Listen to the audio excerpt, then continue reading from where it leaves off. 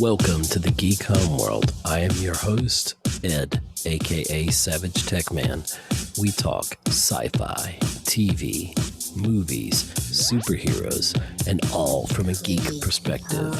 You can find us on Blogger, Google+, Twitter, Facebook, YouTube. We're everywhere. Join the Geek Homeworld.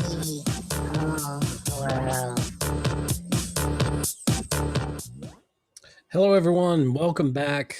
It's 2021, and we are talking about the Oscars.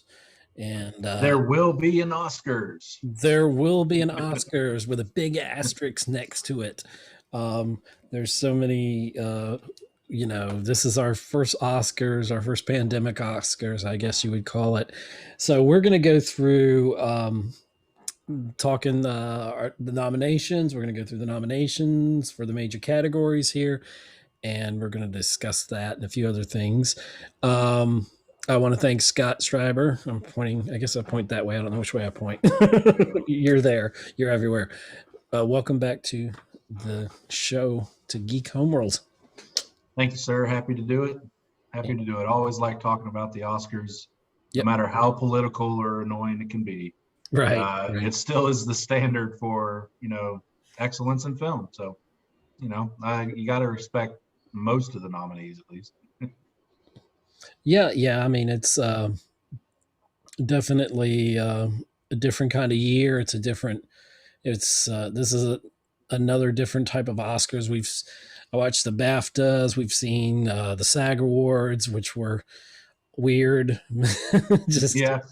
The telecasts have been weird. I mean, the first weirdness was that it was postponed. Basically, we got an extra 2 months of eligibility for film. So instead of just the calendar year, you had January and February too to get your films released. They lightened the restrictions on the streaming films because, everything was going to streaming and not to theaters. Right. So, there wasn't this theater requirement this year. So we're getting a lot of not lesser films, but independent films, lower budget films. You're not getting your tentpole films, like I'd say maybe Tenet and Mulan are the only two. Right. I would call it, or like theater blockbuster movies that are nominated. And they both Godzilla versus Kong. Well, that maybe next year. Maybe next year. I mean, I think it came out a little after that because the deadline was February 28th this time around. So we're going to have a different kind of slate of nominees. We're definitely going to have a different kind of telecast. And that is this coming Sunday. Right. April, I said May or April 25th. Yeah. April 25th. Nobody knows what month or day it is. Right. It's another day. And this will be the 93rd Oscars telecast. And and that reminds me when I'm thinking of 93rd, and this is totally off subject, but we do have a lot of listeners here on the podcast in England, and obviously Prince Philip passed away at 99, 2 months shy of his birthday, and of his 100th birthday. So I know Britain's going through a lot there. So our thoughts and prayers go out to everybody, in the royal family there and such. And I know that has nothing whatsoever to do with film, but we have listeners over there. So we're thinking about you here, the Geek Homeworld. And you can find us on YouTube. And at least Anthony Hopkins is still kicking, right?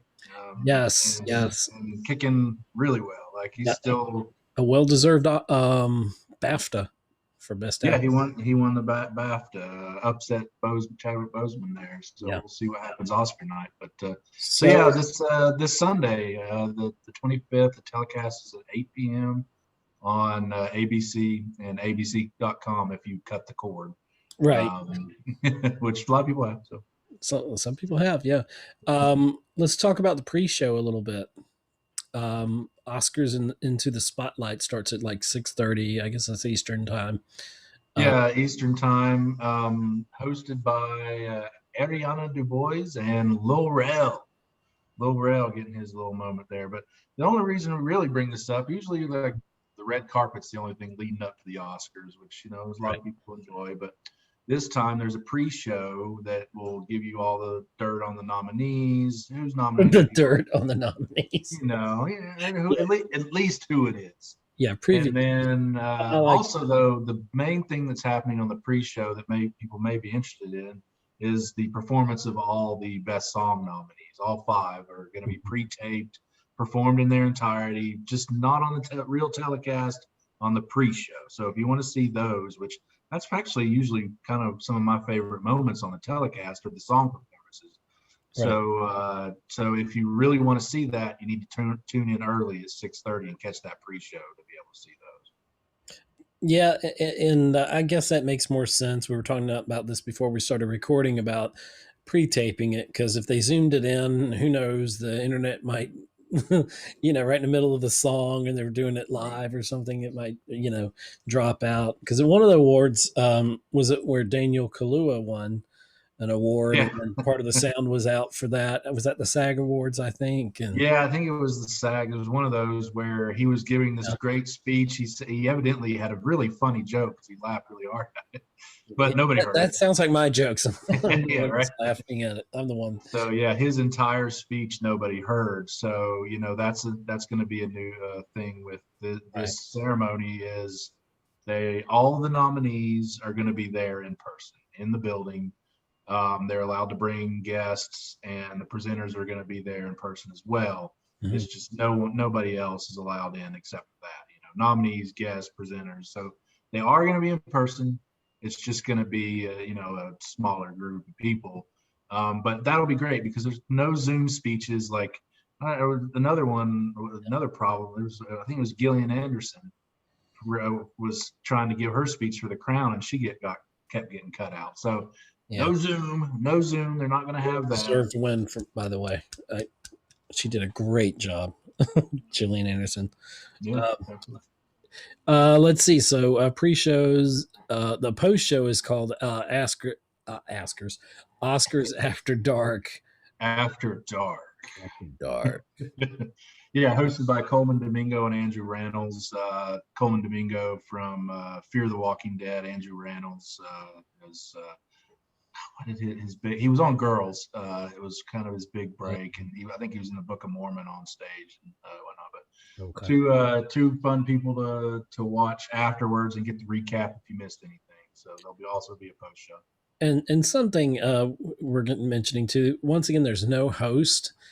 And I guess that's like I don't know if that's a politically correct thing to do, or they just can't find somebody, or it saves the payroll. They don't have to pay an exorbitant amount. But I miss the days of Bob Hope, Billy Crystal, Johnny Carson, other people. I'm trying to think of some more contemporary people, but Chris Rock doing the Oscars. I think Whoopi Goldberg did it. There's been so many that I would love to see Dave Chappelle. I would pay. Right. I would pay a premium amount to watch Dave Chappelle host the Oscars his way. Yeah, right. It feels weird without it. I think they felt it was a success last year without it. The people that that run the show, so they were just like, oh, let's just do it again. And it did kind of move things along faster, I guess, to not have a host. But yeah, tradition calls for one, but this is a non-traditional year, obviously. So. Yeah, again. Yeah. But hopefully we'll things will get back to more of a normal after for the next Oscars that we have at the regular time that we should have it covering the calendar year as it ought to. I think personally that 2020 they should have had the Oscars just like normal, Yeah. And if Bad Boys for Life won Best Picture, then so be it. then so be it. In the asterisks, and since that was the top. Yeah, I'm curious to see where this shift in schedule ends. Is the 2021 slate of films, or is it just going to be from March 1st to December 31st? Or are they going to extend 2 more months again? Like they could correct it back and just be like, all right, we've got 10 months for 2021. I would correct it back. I would too. I mean, it just feels weird. I like the calendar year. It's always been a set thing. Right. You have your Oscar season in November and December, So it's just I'm a traditionalist again. So yeah, I agree. I think we need to go back, fix the schedule back. But Yeah, well, yeah. again, unprecedented times. So. Yep. And you got to do what you got to do. Mhm. Let's talk about most nominations this. Oh no, I'm sorry. All nominees and their guests and presenters will be there in person. So you said no Zoom speeches, which Yeah, I think is a good thing. You know, yeah. At least you'll still have that normalcy of it, where the actual winners will still come up on stage, right? and still get played off. I'm sure I'm sure they'll still run long with their political speeches, and they'll get played off. So it'll be like good old times. Yeah, good old times. And most nominations this year. You want to go through? Let's go through that list. Yeah, the big nominee this year is Mank with 10. Which seems like So a Hollywood made for Hollywood film. yeah, absolutely. I mean, it's Yeah, basically about how the script for Citizen Kane came to be. right. So yeah, like you knew Hollywood was going to eat it up, shot in black and white. So David Fincher's at the helm. Gary Oldman doing his thing. So yeah, He's phenomenal. made for Hollywood right there. So it's no surprise that it leads the way with 10. And then, it gets kind of spread around. There's a big Yeah, group here with six nominees, or something, I'm sorry, six nominations. You got The Father, Judas and the Black Messiah, Minari, Nomadland, and Sound of Metal and Trial of the Chicago 7 all have six. And then there's a yeah. couple with five. You got Ma Rainey's Black Bottom, Promising Young Woman, both have five. And what else rounds it out there? News of the World has four. A Tom Hanks film. Yeah. One Night in Miami with three. Soul with three. And then it looks like what? Borat two. Emma, Hillbilly Elegy, Mulan, Pinocchio, and Tenet all have two.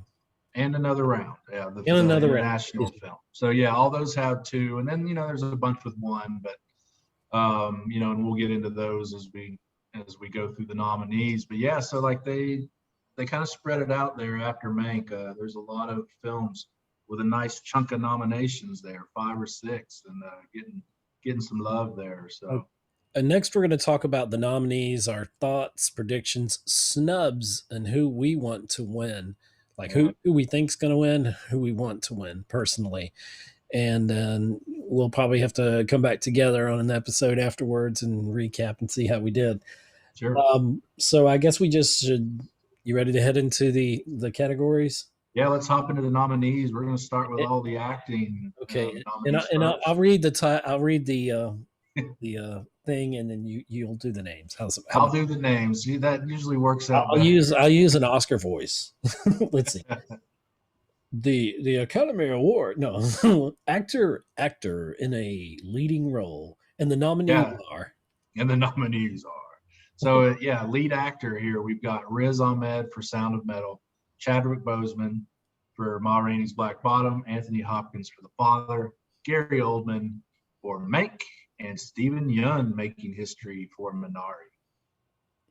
Yeah, so how very many of strong you? category, Huh? very strong competitive Oh category. yeah, these are great. Like there were a few others that we probably could have named here, but this is a pretty solid list. I have Hopkins, Bozeman, Ahmed as my top three of the year. So to see them all there Mhm. is great. Like Gary Oldman and Mank is fantastic. And when I say Stephen Yeun making history, he's the first Asian actor, I believe, to be up for lead performance. I believe I can't remember what his name was, but the in the Killing Fields, Mhm. mid Oh '80s, gosh, like like he won. 88 was that? No. Yeah, so yeah, I think around 80, yeah, mid '80s or so. That gentleman won supporting actor, but yeah, this is the first lead actor nomination. And if you don't know For who he is, Stephen Young, he was on The Walking Dead. I forgot his name. Oh He no, got you forgot violently. his. He was Glenn. He was the Glenn. best character. I know that. I was just saying that the other day to somebody. I'm like, I forgot Yeah. his name. No, he was. Yeah, he was always my favorite character on The Walking Dead. And He's definitely one of when my top three favorites. And it would be not. I mean, I don't know if we're speculating now, but I feel like Chadwick Boseman has the unfortunate, fortunate, however you want to look at it, it's unfortunate that he passed, but he has the Heath Ledger ness about him. Both great Yeah, performances, but he feels like the leading person, leading man going into this. The crowd favorite, but someone like Riz Ahmed or Stephen Young winning would be refreshing in a sure. way to me to see them winning, because those were both really good films. And Anthony Hopkins, we talked about, he won in basically this category in the BAFTAs. Yeah. And it wasn't just like giving him an award because he's got such an acclaimed career. It's because of an actually great performance. It is a great performance. I agree that I believe Chadwick Boseman is the front runner here. Right. He's won the majority of the precursor awards. He won, let's see what he won. He won the Golden Globe, Critics' Choice, the SAG Award. The only award he didn't win was the BAFTA, the British Academy Award, which Hopkins took home. Right. And I personally would vote for Hopkins.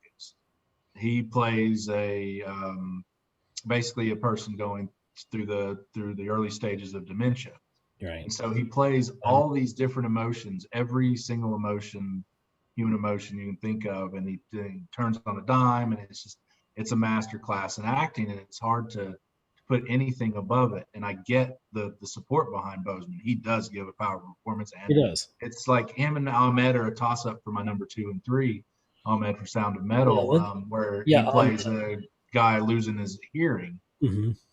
Yeah, and so and Drummer, Boseman, that's it's just unfathomable in that industry. It's like being a sound mixer and you can't hear. You're losing your hearing, which yeah. happens.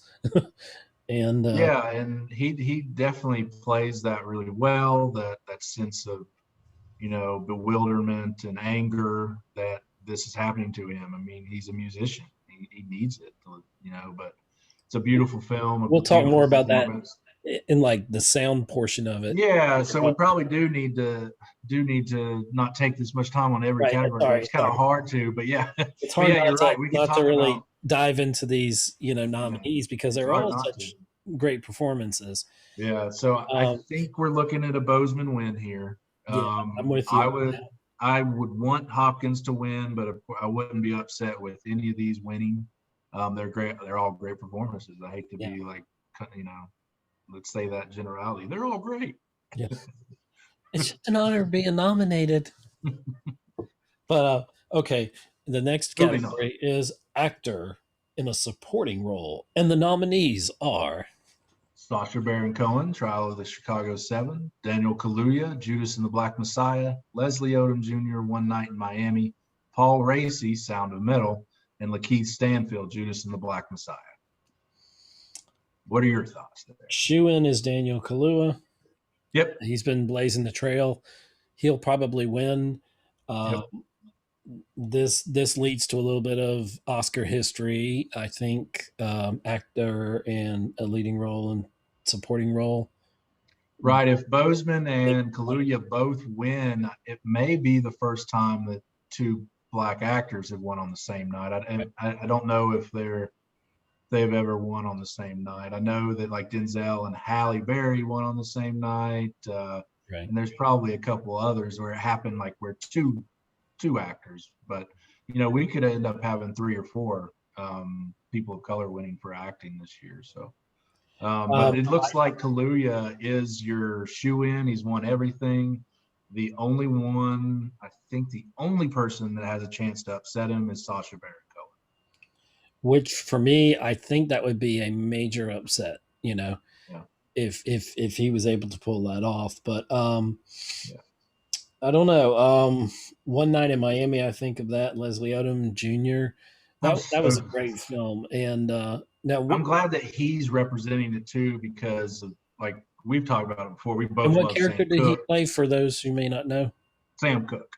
Yeah. So so we both talked about that. Like we both love Sam Cooke and his music, and and how much he means to us, and like in that regard. And so to see Leslie Odom get that, be the representative. He's the only acting. That he would be, for his performance, he would be the one that I would like to see win.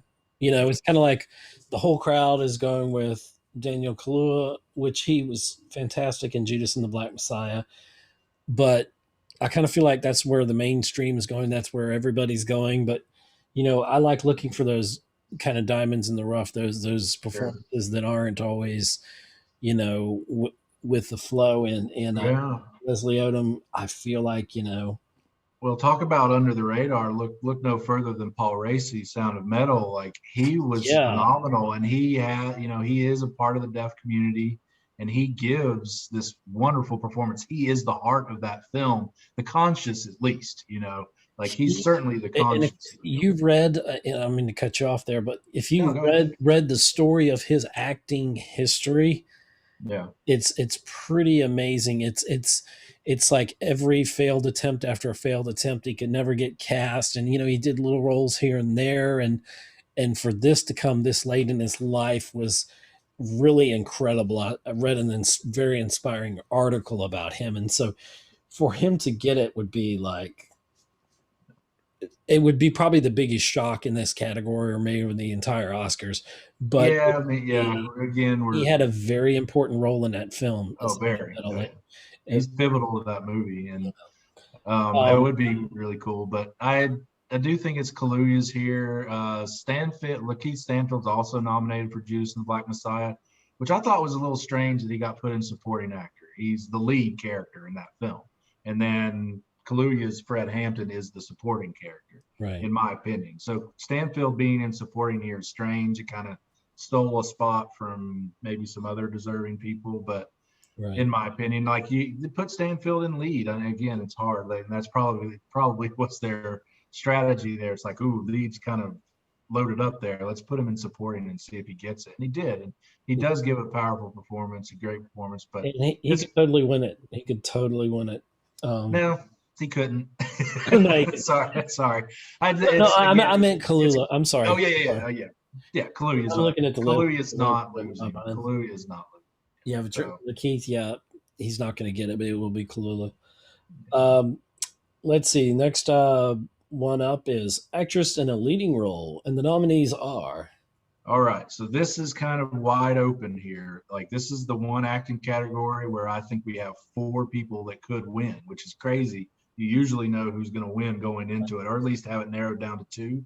But we have four contenders here. Sorry, Vanessa Kirby, for Pieces of a Woman. You're number five here. You probably don't have a shot at winning, but it was a masterful performance from Vanessa Kirby in that. She plays a woman who has a miscarriage, and then the aftermath of that. It's pretty heavy stuff. Yeah. But your other four nominees that are pretty much in the running here are Viola Davis, Ma Rainey's Black Bottom, Andrew Day, The United States versus Billie Holiday, Frances McDormand in Nomadland, and my pick. I want to emphasize this because this was my favorite film I've of the heard this year. all year. I So know, I'm sorry. But my pick for best film, best everything, but definitely for best actress, Carey Mulligan, Promising Young Woman, is the other nominee there. So I think Carey Mulligan's is the best performer. It gives the best performance here. She's hands down my vote. I do think that Viola Davis, Andrew Day are both on her, both heavy contenders there with her, and even Frances McDormand. McDormand coming off a win at the BAFTAs. She won the BAFTA. Carey Mulligan won the Critics' Choice. Andrew Day won the Golden Globe. Viola Davis won the SAG. So that's why I say this is wide open. All four ladies won one of the major awards. So, like, I don't quite know who's going to get it. They could go a little political and try to give Viola Davis her third Oscar, which I believe would be the first Black actor or actress to win three. right. I believe Denzel and Morgan Freeman and have two, maybe a couple others. But Ellie's only got so they could kind of go that route and be like, "Ooh, we want to give her it," because I honestly don't put her performance up here in the class of Carey Mulligan or Andrew Day. Well, you Andrew, had an interesting comparison between Viola Davis and Ma Rainey's Black Bottom and Andrew Day's performance in the United States versus Billie Holiday that we talked about. Can you yeah, expand on that? Because I think this is a very, very important one. right. And I think it's depends on how you look at performances here. So I see this if it ends up being between Viola Davis and Andra Day, and it's not, Carey Mulligan's not in the picture, which I think she should be. Obviously, I've said that again. Right. But if it comes down to Andra Day and Viola Davis, now you have this, you've got these musical performances, and it reminds me of what, I think it was maybe 2 years ago, 3 years ago. I can't remember how long ago, but it was very not long ago. Rami Malek for Bohemian Rhapsody, Right. Bradley Cooper for A Star Is Born. It reminds me of this situation where you've got one actor who is lip syncing the entire time versus the actor who's doing all their singing. Now, it depends on how you view performances. Like for me, a better performance for me is somebody actually doing the singing.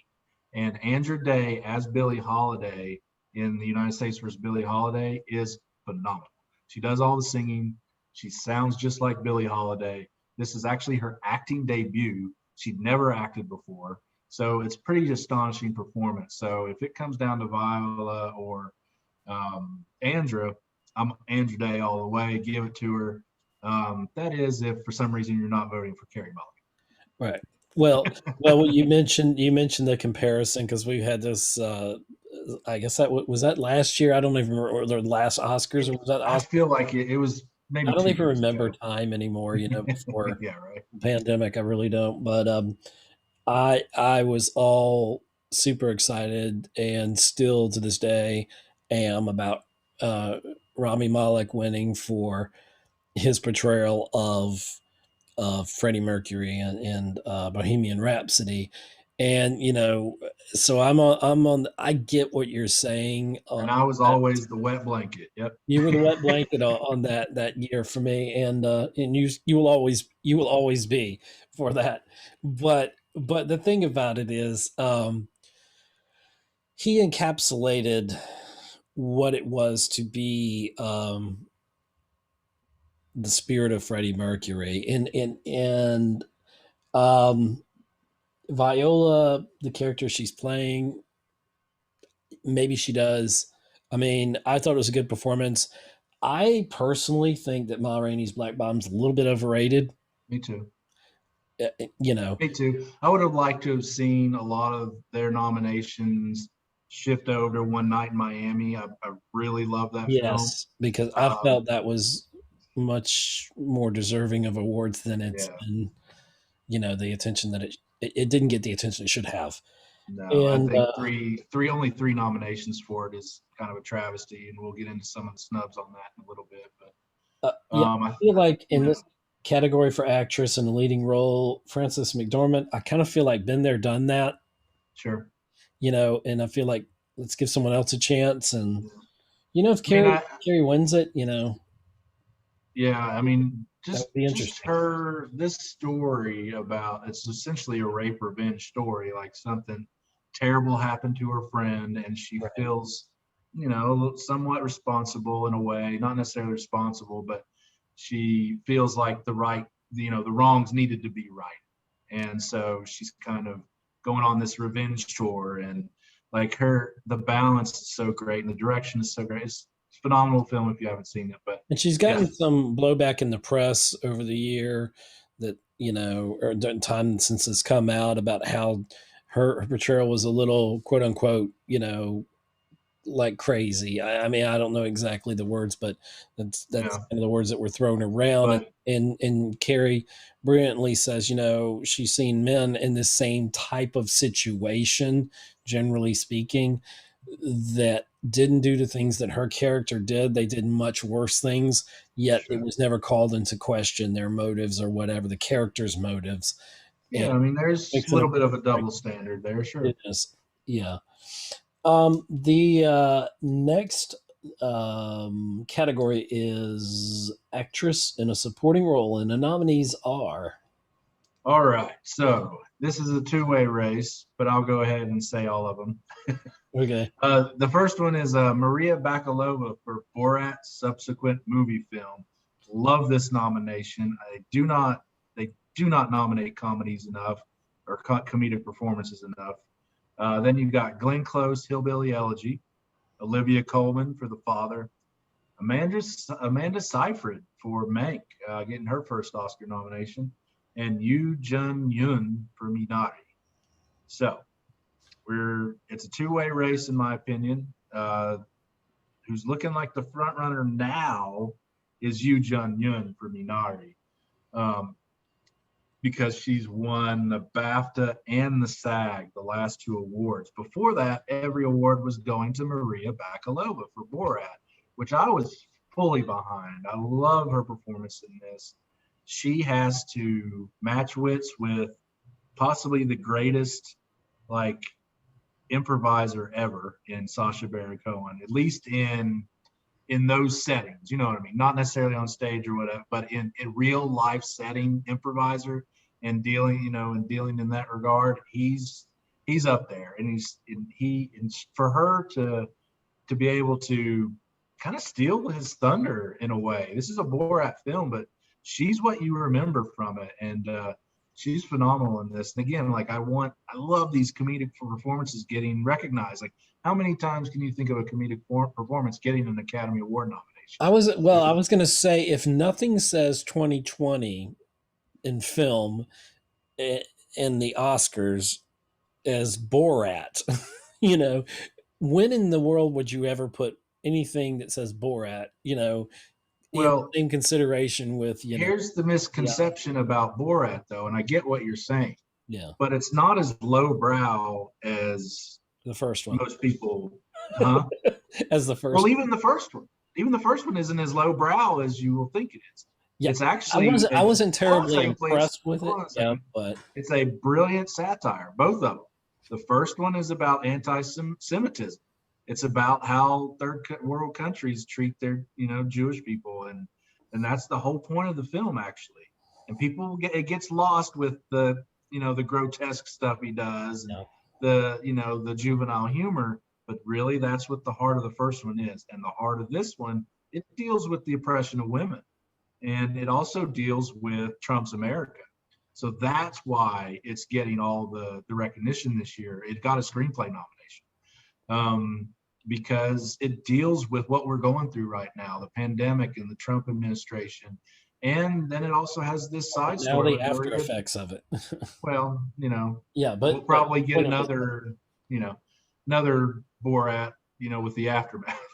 But Maria Bakalova's character deals with, it's about the oppression of women, and she's just like, there's one scene where she's in the car with the woman, and she's like, "You're a woman, why you can't drive?"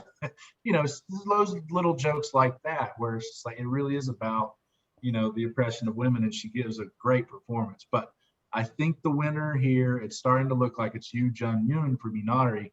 And at first, I was not for this. I was really on the Borat train for Maria Bakalova, right. But I've really done some thinking over the past couple of weeks, and like, man, she deserves to win this. Yoo Jun Yoon for Minari. It would be one movie. This movie is really heavy. It's kind of like the story of Job in a way, where all these bad things just keep happening. But when she comes into the film, it brings some levity and it brings some humor, and so it just kind of gives life to this film that's kind of hard to watch in parts because it's just so. These people are getting beat down, but she brings that humor to it and is the light. So it's I'm behind it. Think of this film and not think of Parasite for me. I know they're different films. I know they're different cultures. But they're dealing a little bit. Well, they're both Korean. They're both Korean. Well, in the sense that I guess it's still the same. I was going to say class warfare, but it's not so much that. No. This is about Minari's about the American dream, and it's about not letting the important things go to the wayside because of your American dream either. So like family. So, and it's, it really is what this film's about. It's a little different, but I get the parallel with it because, we're getting great Asian cinema, and this is an offshoot of that. So, I absolutely see what you're saying there. Yeah, and I would not be against Minari winning as much as it could. I think it's probably one of the best films. Definitely, well, it's been nominated, so it definitely Yeah, is. 6 Um, nominations. Yeah. just a quick note: an actress in a supporting role. You have Glenn Close, who does a very good transformative performance in Hillbilly She's Elegy, definitely disappeared into, what was it, Mama Jean or yeah, whatever it was. Yeah. and Olivia Colman, which I love. I just love. I love her spirit. I've said this like a million Yeah. times, but I would love to have her as like my agent or my biggest cheerleader. I mean, even she seems like she could brighten up your day and make you feel bad about losing or even winning. You know? And she's great in this too. She Yeah, plays essentially the daughter of right. the dementia patient that, and she gets to explore that side of it Right. too. It doesn't just affect the person, it affects the people around Yeah, the caregivers. It definitely is. But it's interesting to see those caliber of actresses, and then you've got these other people thrown in that you could never. totally overshadow them with their great performances. Yeah. And let's see, animated feature film. The nominees are Onward, Over the Moon, Shaun the Sheep movie, Farmageddon, Soul, and Wolfwalkers. this is like Shaun of the Dead. Yeah, right. I thought about that when I saw that. Uh, No, this is not Shaun of the Dead, the animated feature. No, I would watch that, but I would no, it's not. definitely watch that. Shoe in for Soul. I, Yeah, there's no stopping Soul on this one. yeah, Onward was decent. I thought it was Again, pretty good. It was one of my films that I really enjoyed. I'm sorry to see that, and you think maybe I'm a little crazy, but The Croods 2 was really good during the it pandemic. was It was good. one of the funnest like family animated films that I saw. That I really enjoyed it. It was so much better than I thought it would be, and I just felt great coming out of that film after seeing it. And anyways, I agree. It was good. I mean, it's tough though. I mean, but when you Soul, look at yeah, these nominees, they're definitely trying to go for some diversity here too. Over the Moon, I believe, is a Chinese. I want to say Chinese tale. It's on Netflix. right. Wolf Walkers is an Irish tale. It's really good. If the few people that have Apple Plus can watch it. Yeah, it's like the Um, Tom Hanks film I didn't get to see this year but because I didn't I have. enjoyed it. It has like, oh yeah, Greyhound. It's nominated for one thing here. We'll see later. Yeah, But Wolfwalkers is cool. It kind of reminded me a little bit, kind of gave me this Game of Thrones kind of feeling, even though it's a kids movie and not violent. But it had Ned Stark as one of the voices. a kid's Game of Thrones, which is very interesting. No, it only reminded me of that because Sean Bean, who played Ned Stark, is Right. the voice of the father. And then there's this little girl that she's kind of like Arya. So anyway, Yeah, I 10 years digress. from the anniversary Soul. this very week of when Game of Thrones debuted on HBO. Oh, yeah, good. Incredible. Um, So long ago. I know, right? But Yeah, yeah, Soul's the shoe in here. yeah, That was a great film, great yeah. score. It really was. And John Beck, Tina he Fey is and winning like the soundtrack, the music of it keeps winning. John Baptiste. Yeah. Yeah, so I mean, awesome, awesome. Next category is well, hopefully they'll present this on screen. Remember the years ago when it didn't get on screen, but Yeah. cinematography. The nominees are. Judas and the Black Messiah, Mank, News of the World, Nomadland, and Trial of the Chicago Seven. Why do I think Mank is the leader in this one? Because people love black and white. Like when you see a black and white film now, people eat it up as far as voting for like cinematography. I would think it's the front runner. I mean, it's either that or Nomadland, because Nomadland it's the right word. It has all these pastoral images. Is that right? Is that a right way to use it? It has all these landscape, like there's a, I'll accept that as an answer.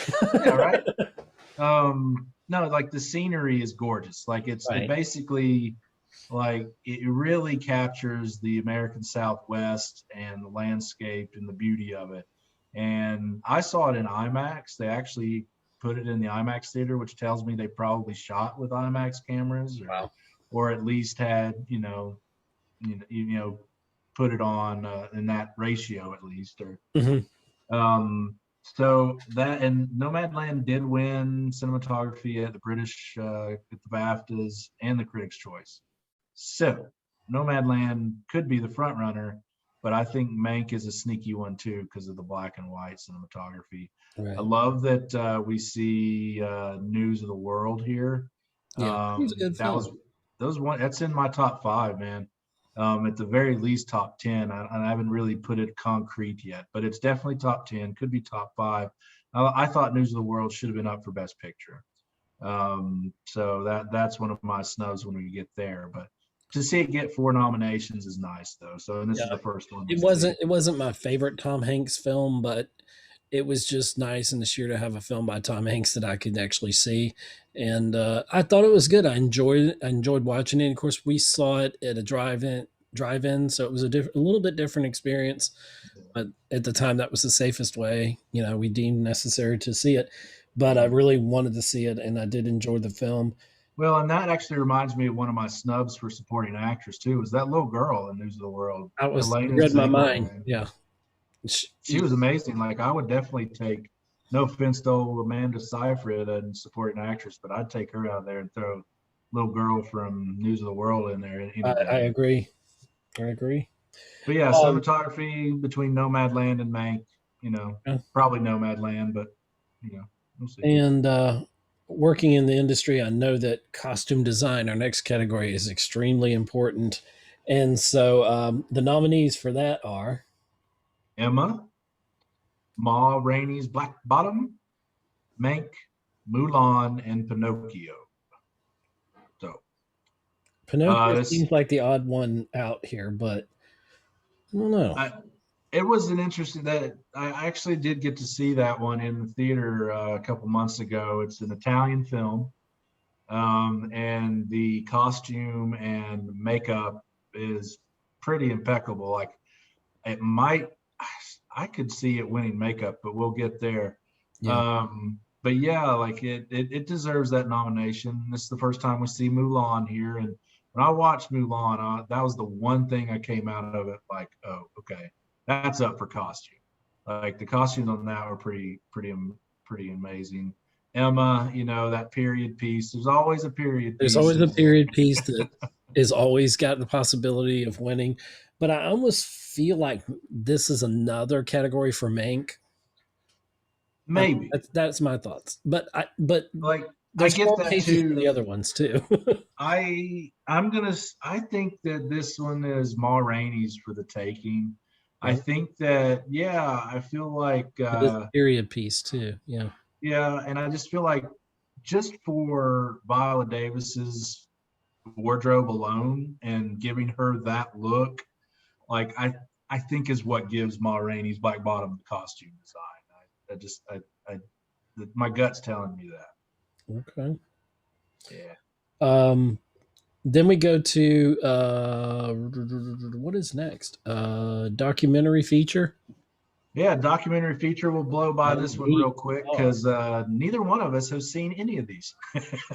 So they're all winners. Everyone gets an award. Everyone gets an Oscar. But we'll go through them because they are important. Like, I love a good documentary, and they're all available on streaming sites right now, depending on what you pay for.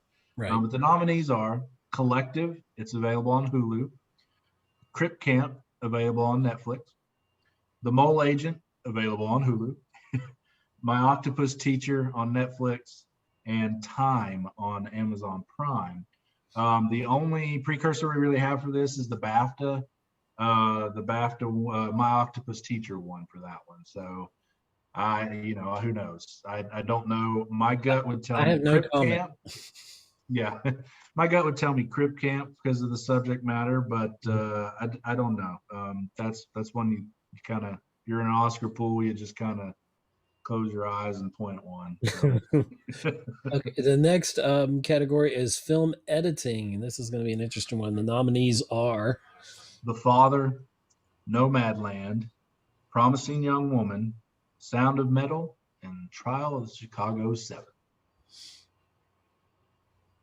Um, Dead silence. You got any thoughts there? I, I I feel like, and I'm looking at them. I feel like, well, if I had a choice, it'd be Sound of Metal Yeah. because that was a fantastic film. Uh, Yeah. I feel like Nomad Land's kind of the editing in it. I feel like that, yes, that would be a top contender. Yeah. I don't know. No, I I don't hear you. know how. I think it's Sound of Metals to win, because what you come away from that film is the way that that film is put together, especially the sound editing.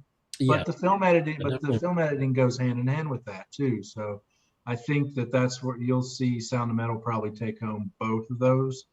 It's probably your front runner. I think the other contender is The Father. The way that that is put together is really interesting because they really do a good job about, and I'll talk more about it with production design. But they really do a good job of making you feel as disoriented as the Hopkins character going through the Which mission. is So important. That's true. That's yeah, very true. absolutely. So You're on the the journey. editing, yeah, so the editing of that film is key, much more so than I would say to Nomadland or Trial of Chicago 7.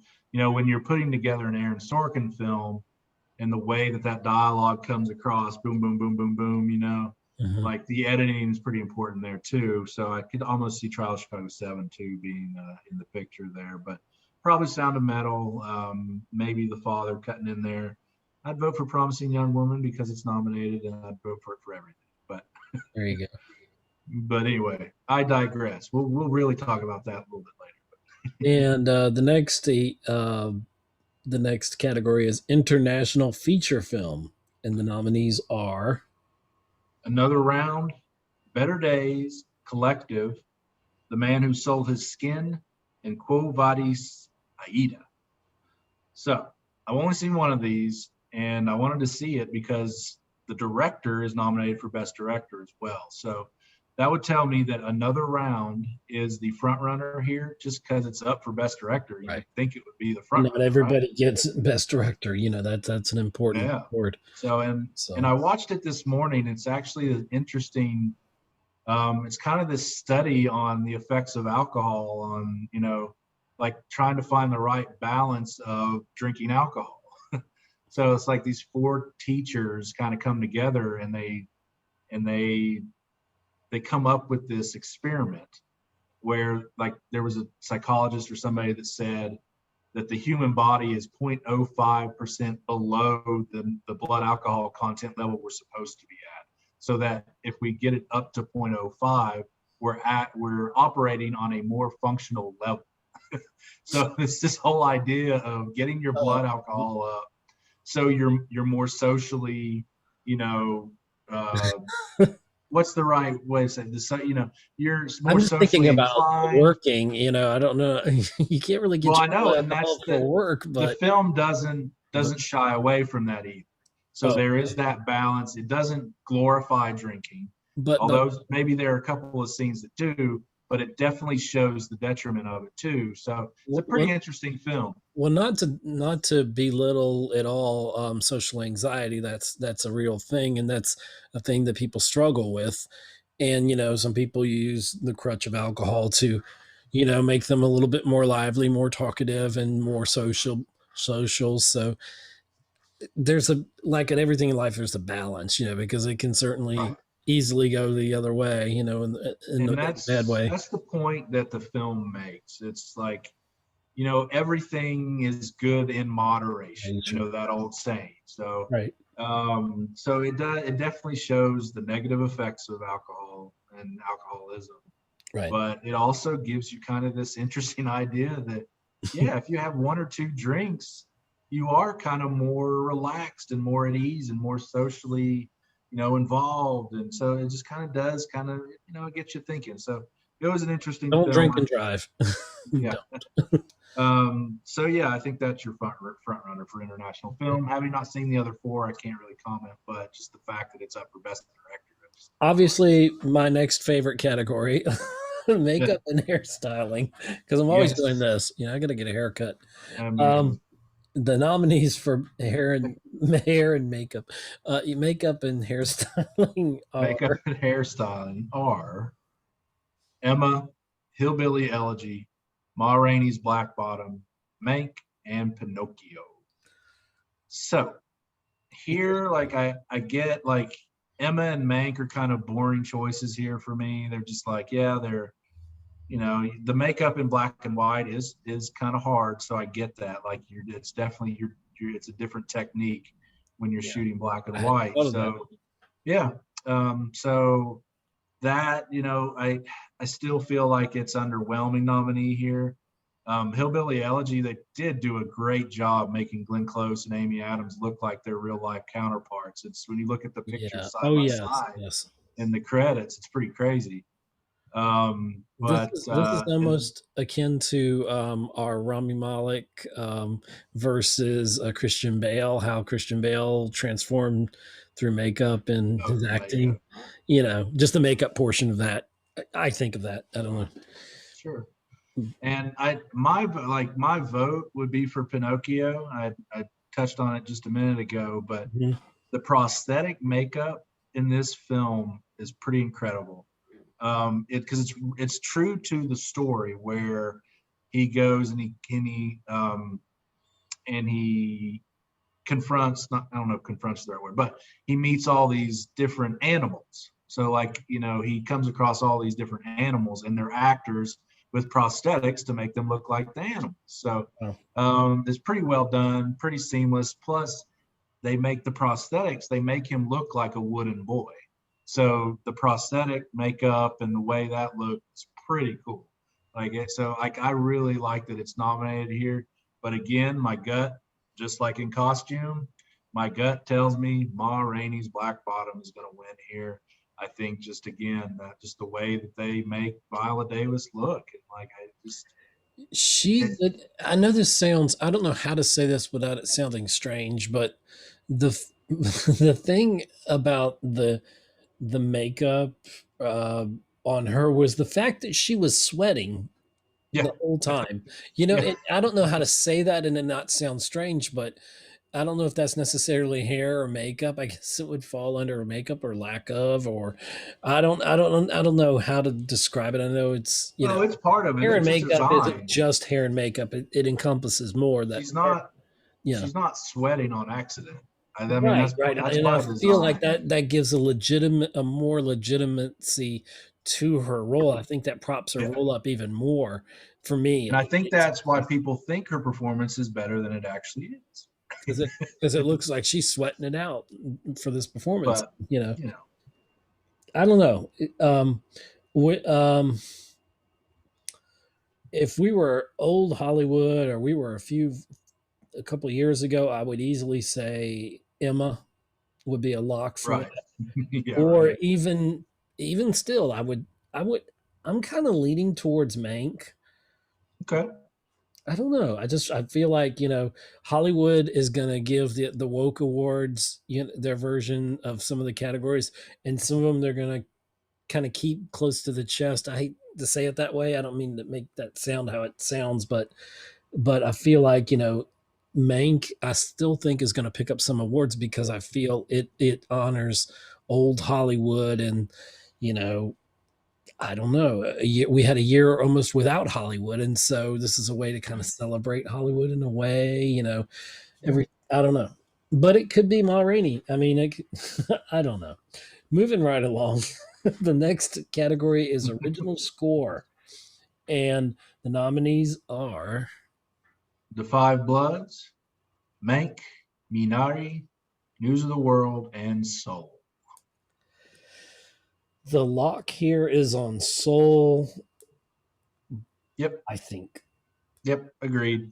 John Baptiste and Trent Reznor and Atticus Ross. So don't forget about old Nine That's Inch true. Nails there. Yeah, I know. I Um, loved it. Was it the SAG Awards? I can't remember where he won, or maybe yeah. well, it would have been Yeah, yeah. SAG because that's all acting. Oh, they changed it. So it would have been maybe the Golden Globes. Golden Globes. That's it. That's Golden Globes. And he's like, yeah, in the reports, yeah, this was. in case you forget, he was the lead singer of Nine Inch Nails, and I think he says, something. He said to be involved with something that my kids can Yeah, he's enjoy. finally involved with something that his kids could watch.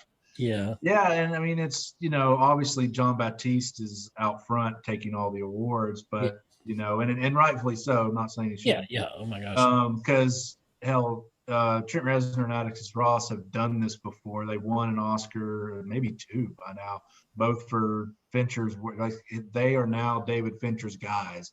When he does, like, all their scores, David Fincher's scores are done by Trent Reznor and Atticus Ross now. So, but yeah, I would say that's the front runner. I love the score in News of the World and Minari.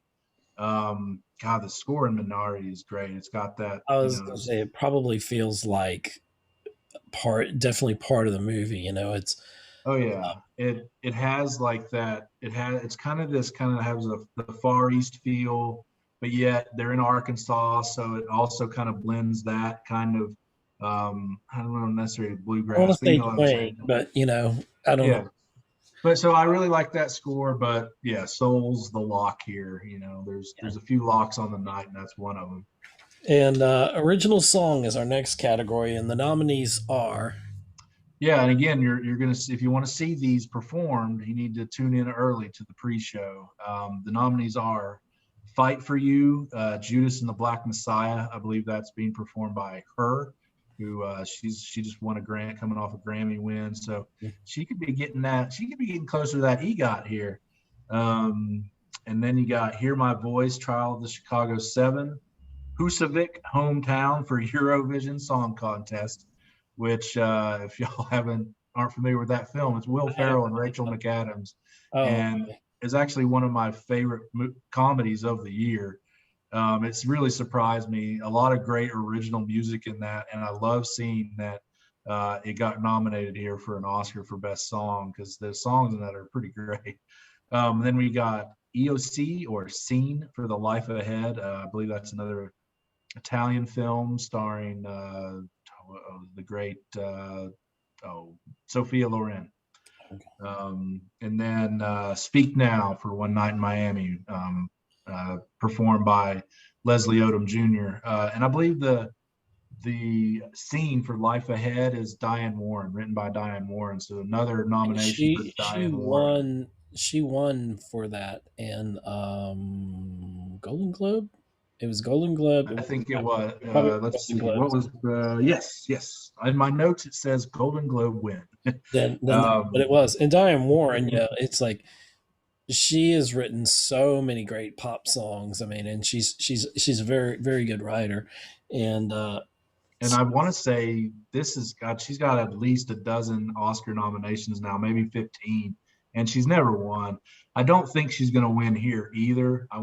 It's probably going to go to one of the more politically charged songs here, like "Speak Now" for One Night in Miami, or "Fight for You," Judas, or "Hear My Voice" for the Trial of Chicago 7. Just, this is I the would moment. I would of course, One Night in Miami, you put that in the mix, and I'm, count me in. So, I lean towards that. But I could And see it Fight won for You. the, I could see these, yeah. protest type of songs in the year that we've had, in reality and and And all that. One Night in Miami won the Critics' Choice for Best Song. That doesn't necessarily mean it's going to win the Oscar. Right. But I'd say it's one of the front runners, and then maybe "Fight for You" for Juice and the Black Messiah, because she's getting a lot of recognition right now. She's kind of a hot new product here. Right.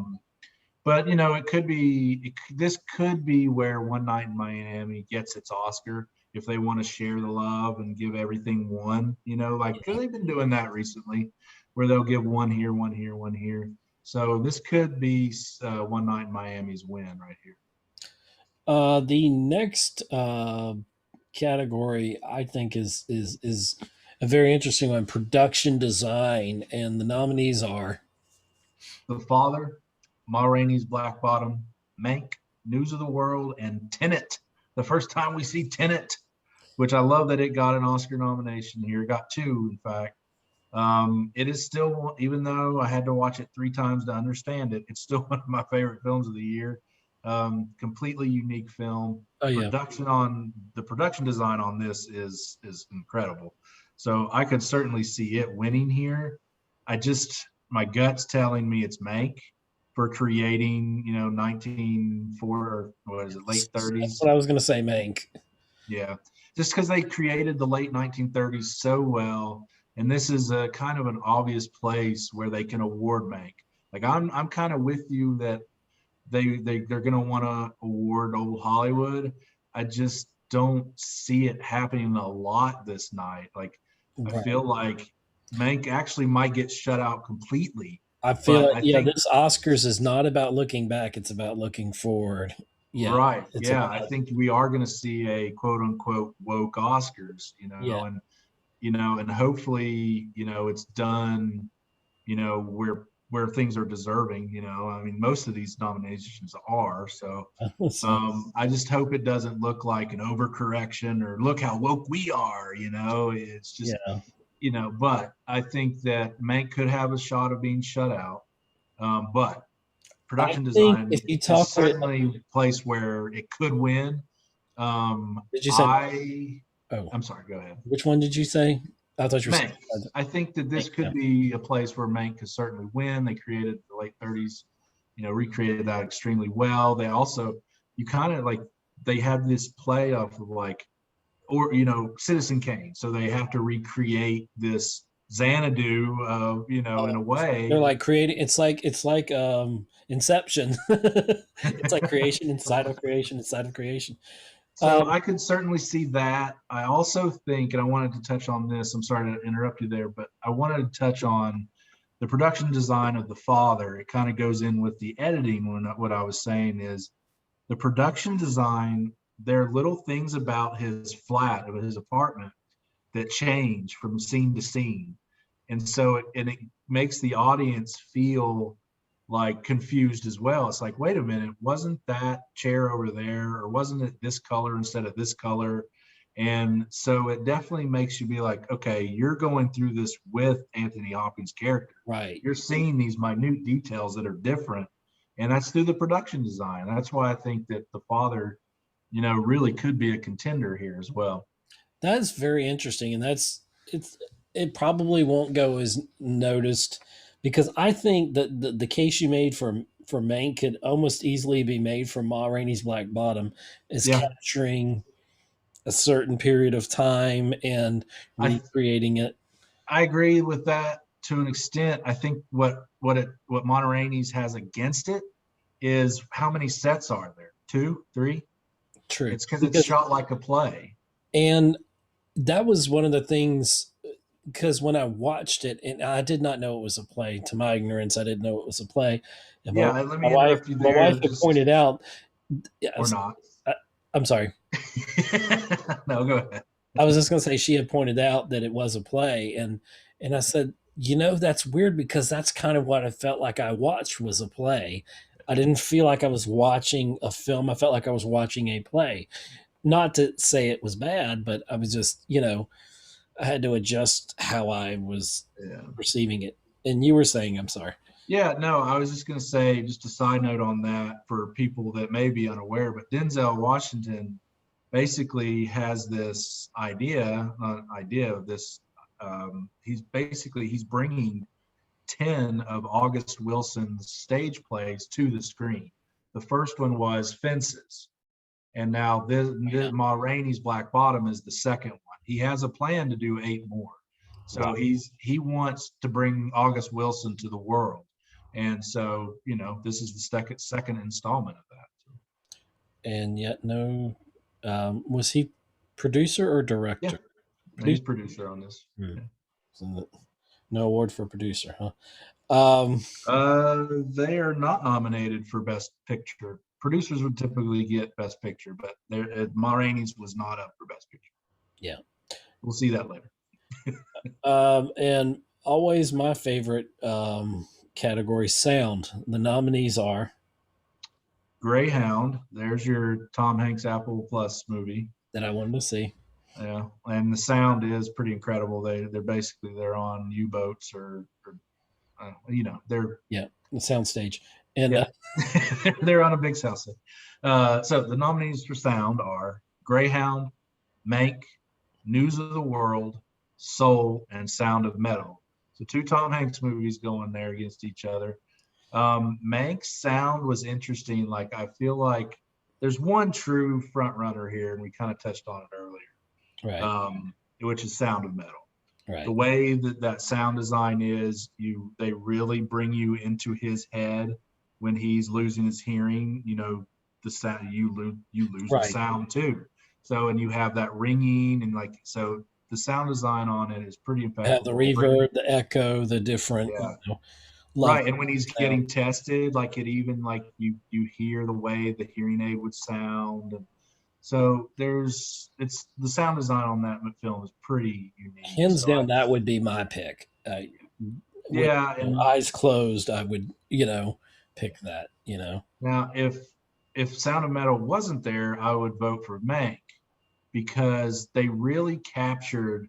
I don't know if you really cued in on this when watching it, but like they really captured the sound of the 30s films. It didn't sound like newer, technology. It Right. sounded a little tinny. It kind of had that like old timey, It didn't have feel. the So crispness of, right, Donkey or whatever. I don't know. exactly, yeah. So I thought that was a cool design to the film. So that could be, a spoiler for Sound of Metal, but no, I mean I really didn't. Interesting nod, or something that just occurred to me. A Sound of Metal. We have a drummer who's losing his hearing, and then we have a girl in News of the World who most of the film doesn't speak. I mean, it's not that she can't speak, but Right. she was raised in a different culture, so a different language, and Well, and part of that was she was traumatized. She didn't well, know. yeah, yeah. So but I feel that's too. I don't want to say pedestrian. I don't mean that in a bad way. I don't know if that's the right word I'm looking for, but yeah, I don't really see News of the World as standing out. I see Sound of Metal or Mank, and I don't know. I didn't see Greyhound. Yeah, that I would mean, it with all the depth, like there's a lot of scenes of like putting out depth charges and stuff. So there's all these explosions and stuff. So and it's in a submarine or what, some kind of boat. it's a little 1917, but not quite. um, Sound wise, I guess I don't know. Visual effects is our next category, and the nominees are Love and Monsters, The Midnight Sky, Mulan, The One and Only Ivan, and Tenet. Tenet. This is where Tenet gets its Oscar, I think. it. I think it should. I think it should. Yeah, I and saw I'll be Midnight Sky, and I wasn't blown away by it.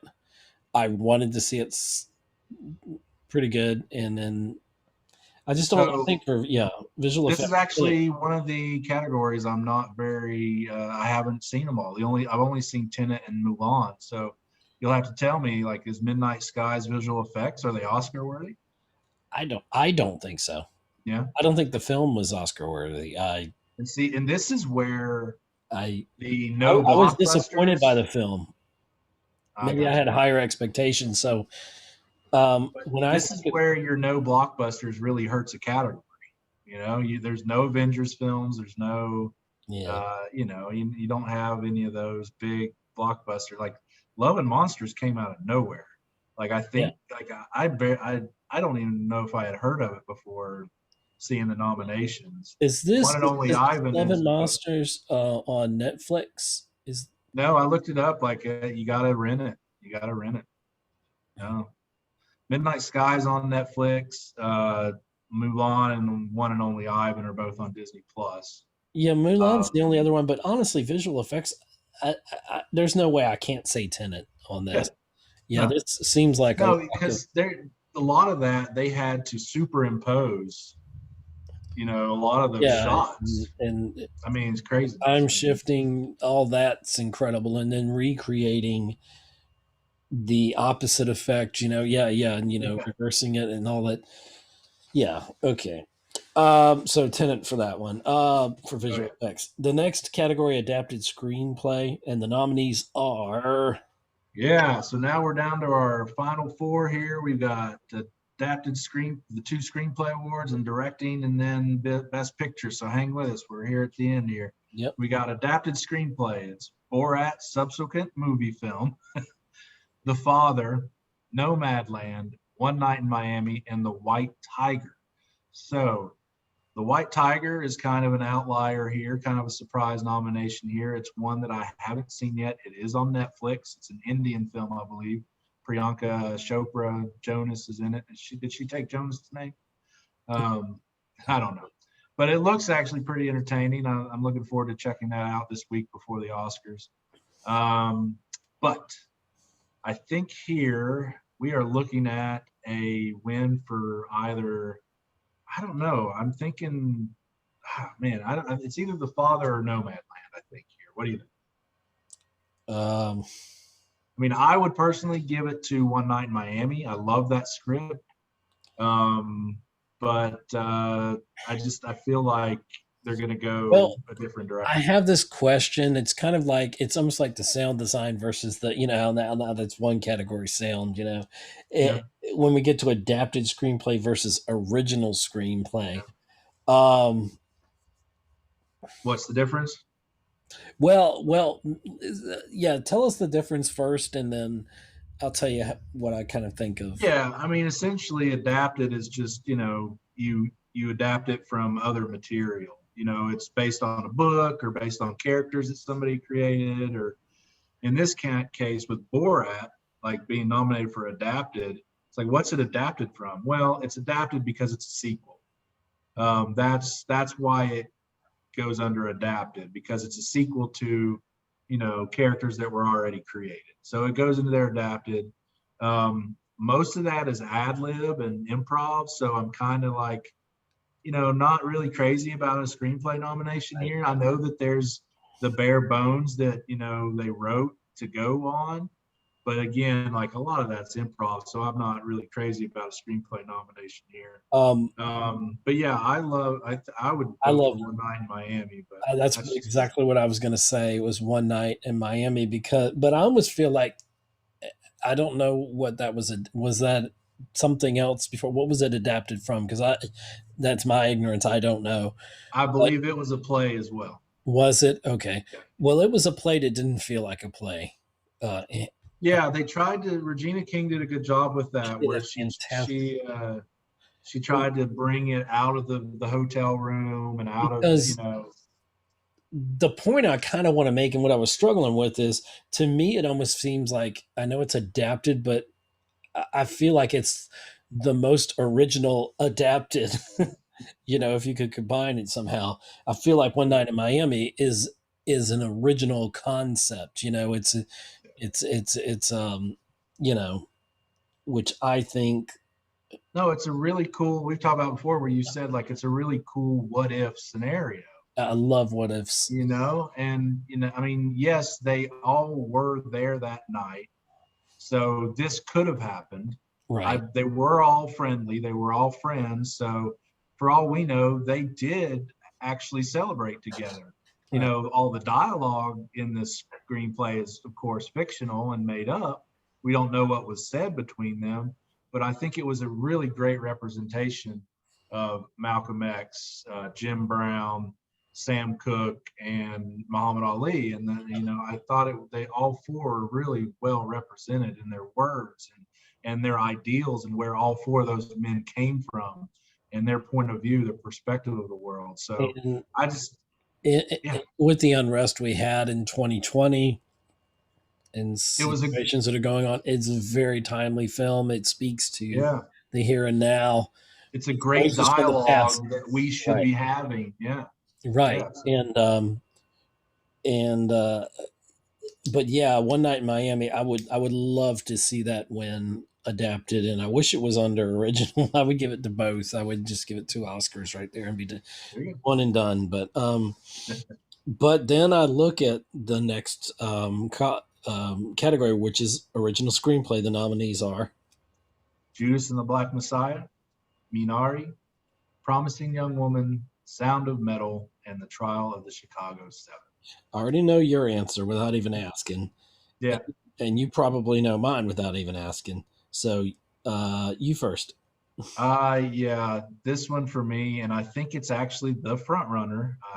This one for me is Promising Young Woman. No script is as original and unique as this one. Twists and turns abound. You won't see a couple things coming. And it really delves into the problem of toxic masculinity, and it doesn't put blame on one gender or the other. It says we're all at fault, that there's a systemic problem that we all need to pay attention to.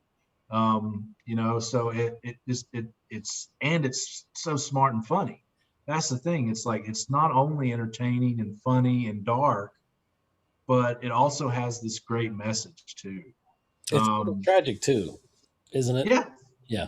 Yeah. I mean, yeah, because I it is tragic. It's about, it's essentially a rape revenge story. So yeah, there's tragedy in it. And but then there's this wry sense of humor, and Emerald Fennell, the writer director, she did an amazing job casting the actors. Like, all the supporting actors, all the men in this film, most of the men are played by young, likable comedians.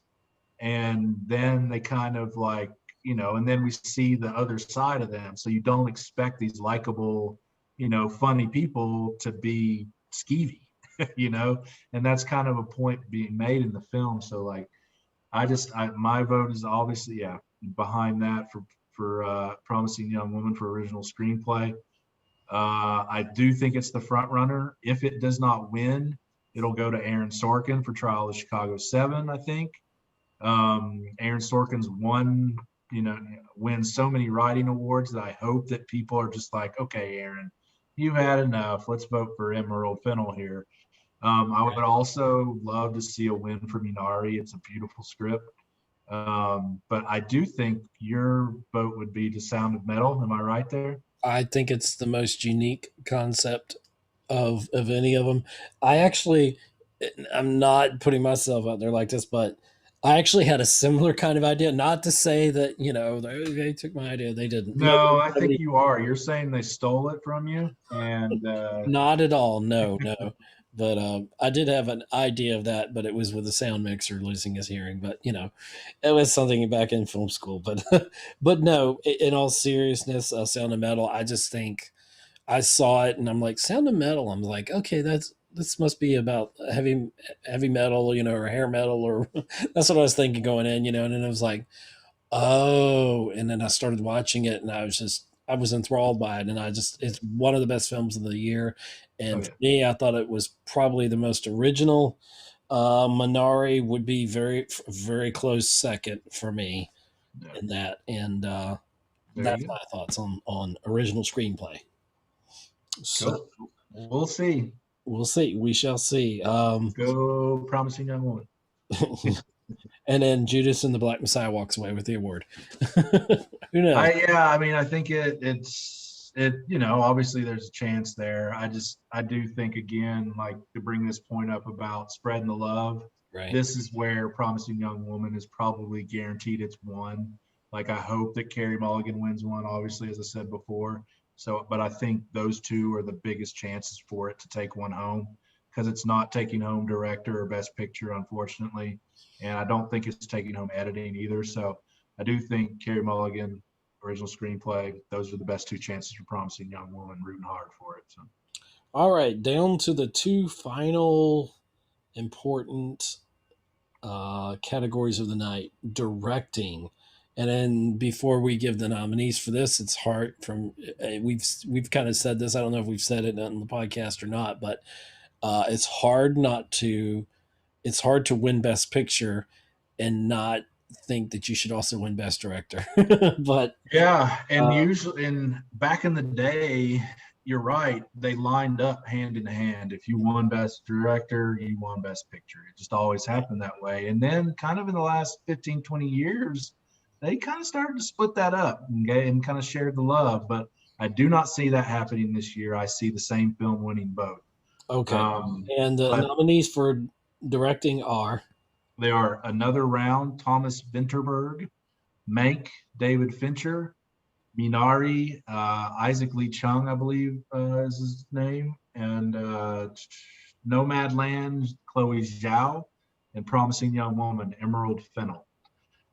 History has been made here. Again, we have two women nominated for Best Director. I thought we were going to get three, and we should have gotten three with Regina King for One Night in yeah. Miami. Definitely Talk about a my, snub. That was probably one yeah. of the biggest, if not the biggest snub. For me, it was easily the biggest snub. Like Yeah. she did an amazing job with that, as we mentioned before, where she took this play and made it not feel like one, and made it relevant. She nailed the landing. I She won't did a ruin it for better job people. of adapting that play to film than Ma Rainey's Black Bottom, in my There opinion. you go. There you go. And you do see that here in directing, or not directing, but you see that actually no, both of them are not up for best director or for, dang, I forgot about that. That's another snub. One Night in Miami's not up for best picture either. Ah! Oh God, you're right. Yeah, yeah, you are. But but yeah, that's another snub. But anyway, yes, back to directing. Yeah, Regina King, biggest snub there, but it's kind of a foregone conclusion here that Chloe Zhao is going to take home Best Director, which is cool. Another bit of history. She's would be the second woman to win, other than Catherine Bigelow for The Hurt Locker. So she could make some history here, and I think she will. She's the front runner.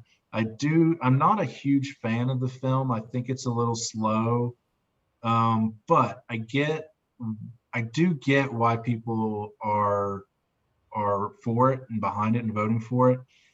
She basically went on the road, and her and Francis and a small crew basically just became one with that community of nomads and the roving workers and that, and just put immerse themselves into that subculture. So I get the love for it, and the because the idea is pretty cool for them to do it, and it's really shot kind of documentary style, and like Right. so I just think that, and plus the difficulties of doing something like that. You're not on a set, you're not locked down on a set where you have everything kind of you know, in its place. Right. You're constantly moving. It's more like guerrilla filmmaking. So I think that that's where the love for this has come from. It's a film about empathy in a time where we aren't very empathic. So I really do understand the feeling behind this. I'm more of a guy that, yes, I want a meaning behind the film. I want it to have a point, but I also want it to entertain me, and that's where I felt like Nomadland was kind of lacking. I wasn't entertained. It felt like So maybe it felt like a project, like, like, yeah, can we do this? Yes, we can do it, but is it entertaining? right, and that's why a film like Promising Young Woman to me is so good, is because it's And it's entertaining got the twists and turns in and it. yeah, and it's meaningful, entertaining and meaningful. Right. So but again, don't want to talk down the accomplishment of the film. I think it does say a lot of great things about America What and about where Mank? we need to go. Huh? What about Mank in this category for director? Uh, I mean, Fincher did great, but don't take this the wrong way out there, people. But a white man ain't winning Best Director this year. It just ain't happening. Okay. So I'm sorry, just to be blunt like that. Um, But no, to take on a story like that with black and white, and the Orson Welles, and the whole history of Citizen Kane is a large undertaking and an amazing job. But yeah, I just think your it front doesn't runner is feel you. Chloe Zhao. I think if there's Yep. an upset, it's probably either Isaac Lee Chung for Minari, or maybe even Emerald Fennell for Promising Young Woman. But Emerald Fennell also wrote Promising Young Woman, so I think giving her screenplay is the award for her. And then Zhao gets Nomadland before she goes and directs the Eternals for Marvel. Which rumors have that that's going to be fantastic. That Marvel is like they can't wait to. I know you can't comment, but from what I'm hearing, they can't wait for people to see that film. They're so impressed with how it's turned out, and so Chloe to go straight from that to a Marvel film really shows you know a depth Yeah, it of certainly direction. shows her range of talent for Yeah, sure. definitely shows a range. The one last thing I wanted to mention is another round is in there, and you mentioned that when we were looking at international feature film, Yeah, and we agree it's not going to win. That would be like probably one of the biggest upsets if it won. But yeah, the fact that it's best directing elevates the international feature film portion of it being nominated. Like you said, but sure. interesting that it's in there. So that brings us to the creme de la creme, the top of the mountain, the peak of the whole night, the category of best picture. And the nominees are, which by the way, there are three, six, seven, eight this year. Ha ha ha! Eight, eight Eight, best picture not 10, films. not Ha nine, ha ha! So eight. yeah, And the um, nominees are the nominees are The Father, Judas and the Black Messiah, Mank, Minari, Nomadland, Promising Young Woman, Sound of Metal, Trial of the Chicago Seven. Now, we we could have 10, and I don't like the fact that we only have 8 or 9 most years when we could have 10.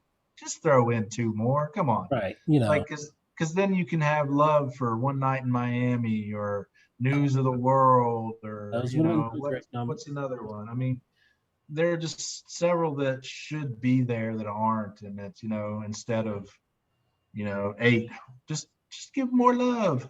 But out of the nominees, again, I think that it's looking like Nomadland is the front runner here. It's won most of the awards, I believe. Trial of Chicago 7 won the ensemble cast ensemble at the SAG Awards, so that, I mean, maybe like, but Yeah, that's through usually all of not a this, I was going to ask you several categories back, like when we were looking at original screenplay, and we hadn't talked enough about the trial of Chicago 7. Could this be where it sneaks in and the one award it gets? I don't know, or maybe I it gets doubt it. one. You usually don't sneak in for Best Picture. Yeah, that's true. So I think if Chicago 7 wins anything, and I honestly don't think it will, I Yeah, think that it will either be a surprise for Sacha Baron Cohen, but again, I don't think he's going to take Daniel Kaluuya. That one seems like a lock. Or screenplay. But again, I feel like Promising Young Woman's the front runner for that. So I think it's probably going to go without a win, but it is a really great film, certainly in my yeah. top 10 this year. Very powerful, great performances from the entire cast. I mean, Sacha Baron Cohen was born for that role as, steal this book. What was it? Gabby Hoffman. Hmm. Just perfect for that role. Mark Rylance as their lawyer is incredible. Like, just great performances all around. And I like seeing it here. I think the only one, honestly, I said I'm not big on Nomadland. I think it's better than most films, but in my top 10, I doubt it. Juice and the Black Messiah is just outside my top 10 too. I think while they did a decent job of telling the story of Fred Hampton, I think they kind of muddied the water because there's a scene or two where he talks about, yeah, go kill the cops. And it's just kind of like, oh, well, you're trying to make this guy look like a savior, but yet he's kind of promoting violence against the Right. police. And while I get that point, it kind of tainted the film for me a little bit. I was really wanting to see, you know, this guy as flawless, I guess, and maybe nobody is. Right. Maybe that's on me and my fault for thinking of it that way. But I would have had One Night in Miami in here instead. I would have had News of the World in here instead. But I like all the other ones. Father's great. Mank's great. Minari, Promising Young Woman, Sound of Metal, all of them are up there for me this year. So I like the list overall. And Some no Ma Rainey's Black Bottom. Right. So that's, had 6 nominations or five or six, and let's Um, see, it had five. I had But five. Yeah. still, like it's for it to not get Best Picture is kind of surprising. But then again, it wouldn't be in my top 10, so I'm not Right. upset about it. I'm So not upset. but yeah, I think we're looking at a Nomad Land here, win again. It'll get, Chloe Zhao will get director and picture. And again, I just think it's because it's a tale of empathy. And, just feeling for your fellow man in a time in America where, half America hates the other half. So it's kind of this like, hey, we can put ourselves in other people's shoes. It's also a political statement. Well, a lot of these films are, or Yeah, can well, be that. we're in that. Yeah, this year again, like we said earlier, it's the woke Oscars, the year of 2021. So, But for good or bad, like so, it's yeah, but I mean, that's the times we're living in. I mean, all of these films are very important. The only one that Sound of Metal kind of sticks out because it's it's it almost it sticks out, but it's almost the same as The Father because it's not about a social injustice or like promising young woman's no, but kind of injustice. It's about something that's happening to those two characters. Anthony well, Hopkins. it is about a Yeah, fringe community, and that's what I think that we're trying to go for is telling stories about people whose stories haven't been told right. much. And those are the stories So that I think we need to hear more of. yeah, It's the ones that it's not the the Manx over and or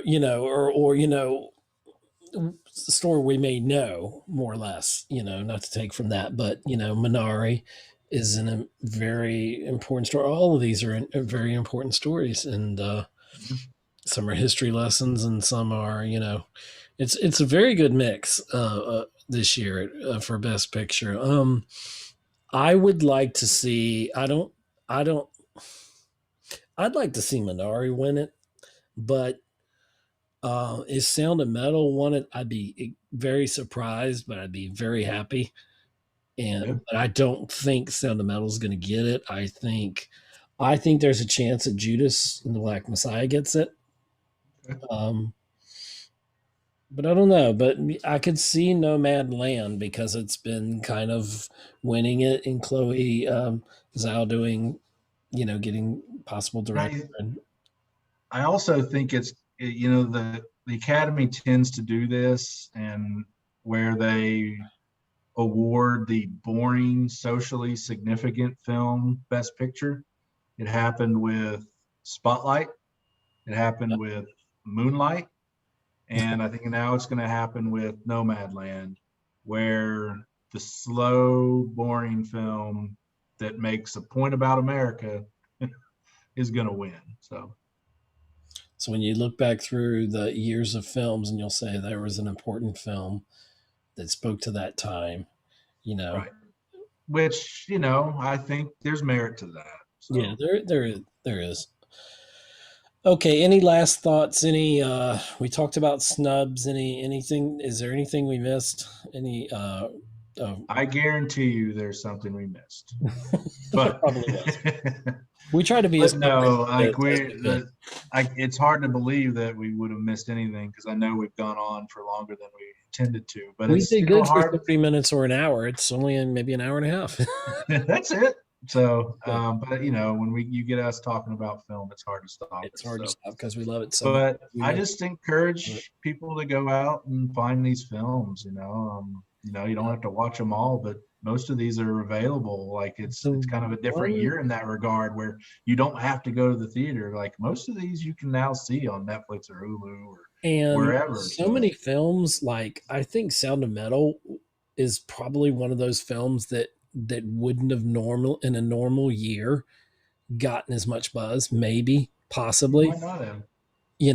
I don't know. It may or may not have, but there's some films I know that I've seen at drive in doing the drive-in experience when it wasn't safe to go to theaters or theaters were still closed. So the drive-in experience was the only other way um, to see some films. And I saw some films that weren't even nominated here that I thought were pretty good. There was the one with Kevin Costner and Diane Lane, and I really kind of wish Diane Lane would have got a nomination. And I know it's probably not to the same level, but I think it was called Let Him Go. They were That trying was to it. get their grandson back, and I Yeah, just that was thought pretty Diane good. Lane gave a really good performance in that. I, it would have been nice if she could have got nominated somehow, but but there's a lot of these hidden gems that they got to see the chance, with theaters being shut down and there only being so many films that can make it out. Right. You So like to piggyback on that point, it's like, yeah, like last year we had a lot more snubs to talk about. We were both upset about Midsommar and The Farewell, and like oh yeah, there were countless films that we were like, how did this not get nominated? right. But I think that the fact that we had less content, basically the cream definitely rose to the top, and it was evident what the cream was. And it was also something that we haven't mentioned is there's more diversity in the voting academy. It's not where it probably needs to be yet, but Right. there is a Starting to lot be. more. We're starting to see some of the Right. effects in the awards. It's not, I talked at the beginning of this, like when we mentioned the host, Bob Hope, and I'm naming some of these, Johnny Carson, people that did the Oscars for years, Billy Crystal, and others, and we're seeing a change. We don't have a host. We've kind of changed things up. I think we need to get back to a host, and we need to. Just I want to see a return to form in a way, but a new way here. forward. Here's how we build that bridge. Let Kevin Hart host. Thank you. I think Kevin Hart deserves a chance. Yeah. There, I said it, and I've said it before, so it's not a big deal. But yeah, and I would love to see Chris Rock do it again. I thought the year he did it, his humor was biting enough, But I would absolutely love Dave Chappelle to host next year's Oscars. This Yeah, way, just put anything the with have the with pause button ready, or the mute button or whatever. Just have your finger on that mute just in case. But I don't know. So tune into the Oscars on ABC and abc.com and everything that's ABC on live Sunday, April 25th, 8 p.m. Eastern, 5 p.m. I almost said Pacific. So, but anyway, so I don't know if you're going to get the blog about this. Probably not. We covered. I don't have enough time this year. Luckily, work is going good. Yeah, So knock on whatever, but we're both working. We're both yeah, working professionals in the film industry, and it's a great feeling after 2020 to be on productions, and we're both super excited about that. And it's a great feeling.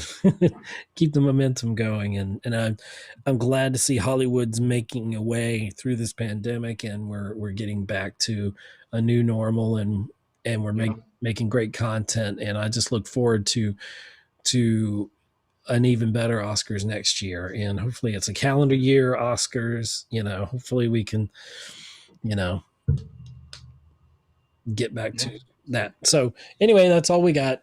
Otherwise I'll ramble That's on. it. Thank y'all It's for an hour and a listening, half. watching. Check out Geek Homeworld. Check us out on Twitter. We're our YouTube channel. Go there and just subscribe. Click thumbs up on the video. You can check us out on Facebook, Geek Homeworld, and we're all over the place. Also, you can check out if you like. I do a show called Savannah on Film, where I interview film people in the different professions, film professionals in different departments throughout the film industry. So. That's on Facebook, YouTube. Check us out. And I'm Ed, your host, and thank you, Scott Schreiber, You once got it. for coming back in and giving me your expert, uh, unique outlook on the Oscars, as only you bring to the table. And Yeah, I always look forward to our Oscar talks. So this has been a great episode. So I'll shut up and go. But thank y'all, and here's the outro. Bye. Thanks for listening to another episode of the Geek Homeworld with your host, Savage Tech Man. You can find us on Libsyn, Google+, follow and interact with us on Twitter, like us on Facebook, listen to us on iTunes and leave a review, subscribe to us on YouTube, read our thoughts on Blogger. See you again on the Geek Homeworld.